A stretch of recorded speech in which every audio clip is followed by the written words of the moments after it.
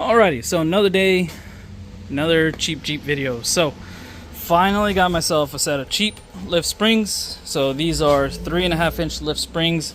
So hopefully that helps us, with a little bit of add a little bit more wheel gap there, because this Jeep is starting to tear up the tires a little bit just from catching the fender back there. But that shouldn't be too big of an issue once we install the lift and we bend those tabs a little bit more. And yeah, so this side, the previous owner cut out the fender completely. That was not me. But yeah, so gonna go ahead, get this thing lifted up, and hopefully there's not a whole lot that we gotta, order more. I think I might have to order a new adjustable track bar, or at least a drop bracket for it. So we'll see once we get there. So let's get this thing lifted and springs out. Cool. I was able to get the old springs out, which here are the difference. So 3.5-inch lift spring versus the stock. So the stock is super light. The 3.5-inch is definitely a lot thicker. So it's definitely going to be a stiffer spring, and it's also a taller spring at the same time. So what I'm battling right now is that I can't get the axle low enough.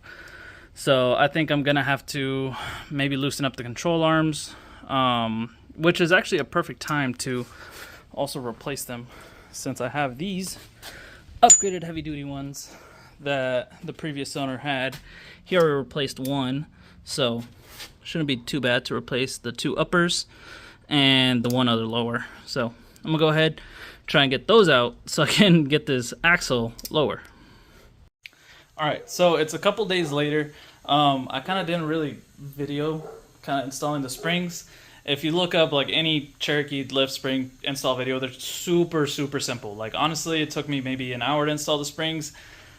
What killed me was swapping the control arms over. So you seen the earlier video, you saw that I had some heavy duty control arms that came with the Jeep. This is actually the last one I got to install, but this is what I had to deal with. So super rusty bolts. I had to cut this one out.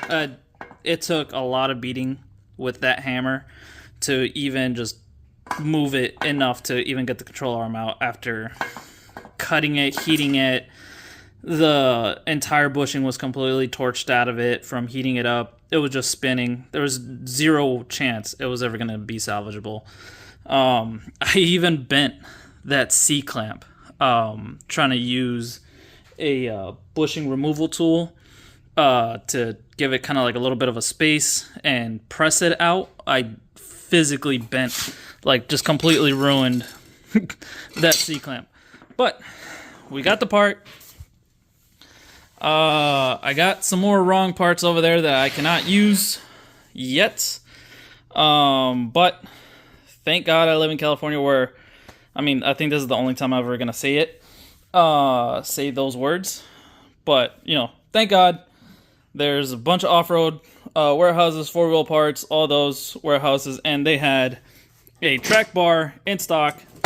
It's adjustable, fits in the stock location. They did not have any upgraded ones. That is probably the most expensive thing I have bought for this so far. I think in this Jeep I have a total of maybe $400 in everything. Maybe $500 including the carpet. In everything from the floorboards, carpet, to the lift. This stupid thing was $300. So that I've literally sunk about the price of this Jeep into it. So I essentially, doubled whatever I paid for it. Honestly, not bad at all. This thing, I washed it the other day and it actually looks pretty good. So I'm pretty excited to finally throw on this last control arm, stick the new bolt I bought for it, stick the new track bar, and wheel it outside and just finally be able to look at it for the first time. So it's looking pretty good so far. So I'm gonna go ahead, toss this last control arm in.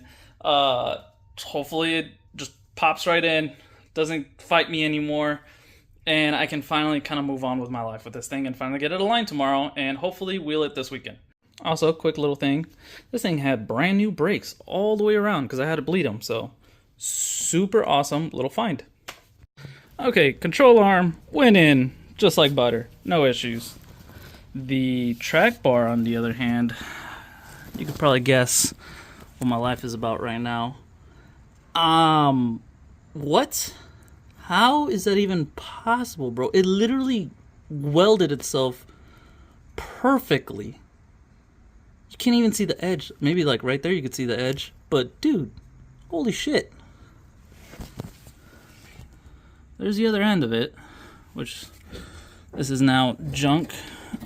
It's stuck over there on a jack stand. But dude, how am I gonna get that out? Because this nut is just, I don't think you can see it right now, but it just super crusty. I must have to spend a couple hours just beating on this with a hammer. So the struggle continues. Well, this is what success looks like. Well, I guess it was never gonna go up because it's conical shaped. So there you go. You can kind of see the taper. It was never gonna be able to pull through. So I just said screw it, drill a hole, punch it out the other way, and one good hammer whack and it popped right out. I did have to cut the nut off of it so you could see where I hit it with the grinder to essentially split the nut, because even the cotter pin was just rusted and just falling apart. There was no way I was even going to be able to get the cotter pin out after trying to hit it with really thin punches.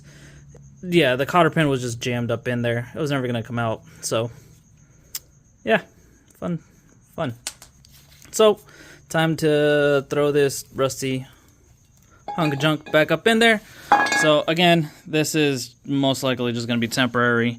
I do have the Rubicon Express over there, so once I'm able to get a Rubicon Express track bar, which I probably should have just done, I should have just waited, should have just been patient, should have just done it right the first time. Yeah, so should have just done that, or bought a pickle fork. I think a pickle fork would have also worked in this case, instead of cutting the ball joint prior. But I don't have that tool. I'm working with what I got. Yeah, you know that saying I've said before, buy the best example that you can afford? Well, I could definitely have afforded a better example, but my cheap side just had to get the better of me and buy the cheapest cheap that I could find. But still winning, still on top. Gonna stay positive. I can do this. All right, track bar time. Finally.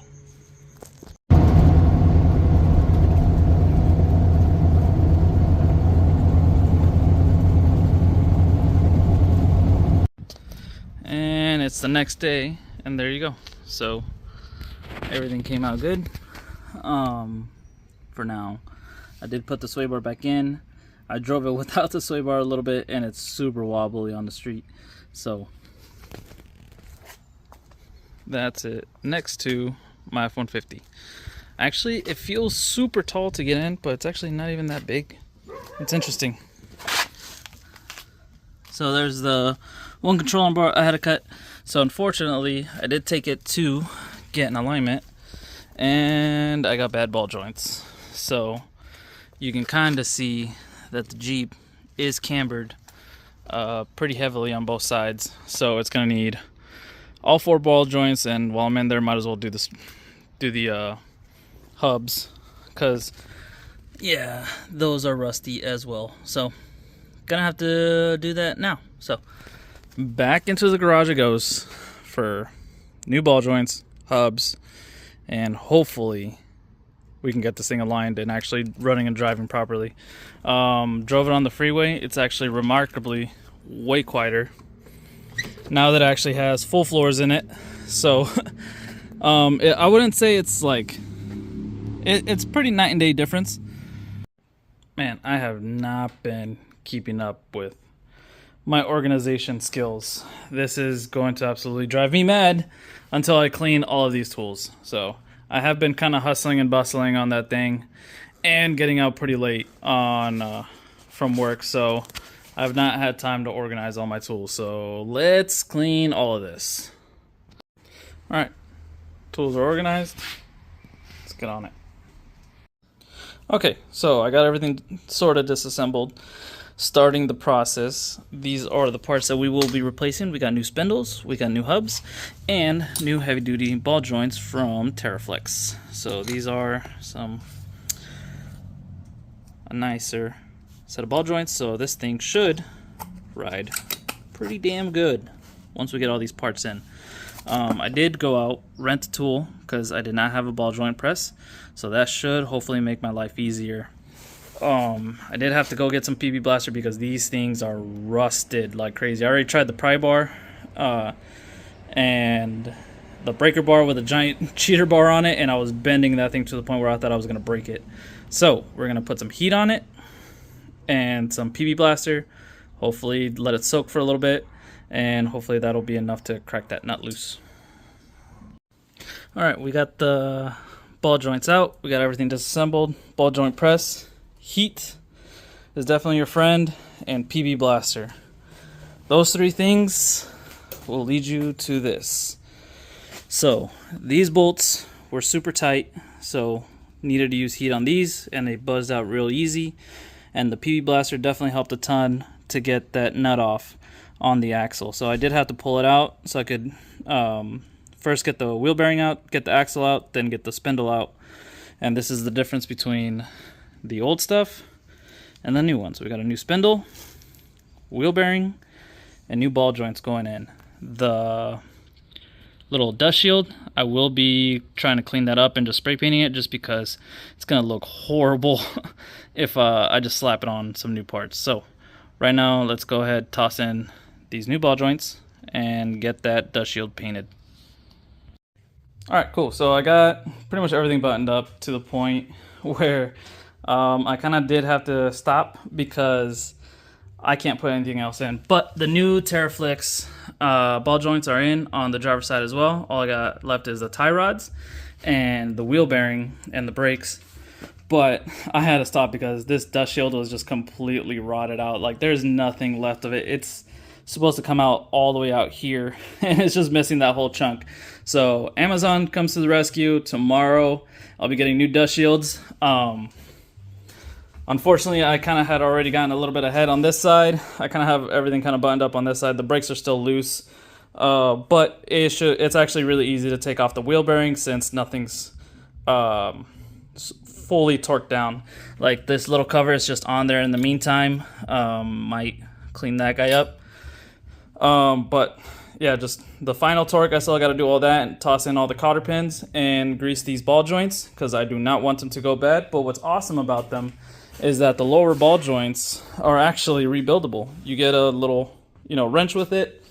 I think that's so you can rebuild them and tear them apart. So that's mainly on the lower ball joint. You can see right there how it comes apart. So that's actually pretty interesting. So it'll at least give it kind of like a lifetime guarantee if I ever have issues with them. But yeah, so now we got fresh threads because the old ones were just rotted. This is just surface rust. These rotors are actually fairly new. They've just been sitting. So not too bad. I'll probably run a little wire wheel on those and just put a little bit of grease on there. That way it stops any further corrosion from attacking the wheel as well. But yeah, so again, tie rod on this side, and we're all buttoned up. So I think that's what I'm going to call it. I think I'm going to pick up once this thing is all fully put together. The dust shield should take me like less than an hour to install both and get the wheels on, because honestly, once I got to installing brand new parts, it was so much easier. All the bolts just slid right in, super smooth, everything tightened up nicely. So all I got to do is just do one quick little pass through, nut and bolt everything, put the wheels back on, test drive it, and then we can pick this up once we're at the alignment shop and see what Tony says. So I kind of feel bad because I wasted his time today with the alignment, because I couldn't see it. I hadn't seen it from afar yet in a parking lot, and then when we saw it, like, you could tell that both wheels were just cambered like crazy. That ball joint on the other side was physically loose, like out of the hole, and it scared me because I thought that the axle actually went bad. So luckily when I pressed in the new ball joints, it was tight. So we'll see how long that lasts.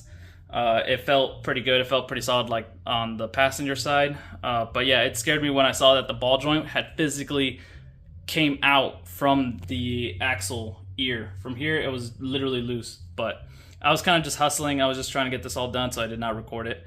Pretty much all that's in the trash now. So yeah, so let's pick this up when we're at the alignment place.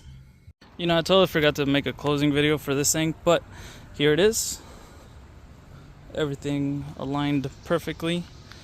It is now technically does have a new owner, so my girlfriend's little brother is driving this thing around. He's enjoying it, but here in the future we will maybe be taking care of a little bit more of that rust, and maybe actually trying this thing out on some trails. So stay tuned for that, and I'll see you guys next time.